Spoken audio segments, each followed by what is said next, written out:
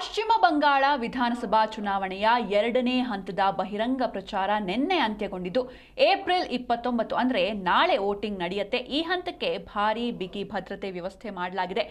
ಮತದಾನಕ್ಕೆ ಅಡ್ಡಿಪಡಿಸುವ ಯಾವುದೇ ಪ್ರಯತ್ನದ ವಿರುದ್ಧ ಕಠಿಣ ಕ್ರಮಗಳನ್ನು ಕೈಗೊಳ್ಳಲಾಗುತ್ತೆ ಅಂತ ಚುನಾವಣಾ ಆಯೋಗ ಎಚ್ಚರಿಕೆಯನ್ನು ನೀಡಿದೆ. ಕೊನೆಯ ದಿನ ಆಡಳಿತಾರೂಢ ಟಿಎಂಸಿ ಹಾಗೂ ಬಿಜೆಪಿ ಭರ್ಜರಿ ಪ್ರಚಾರವನ್ನ ನಡೆಸಿದ್ವು.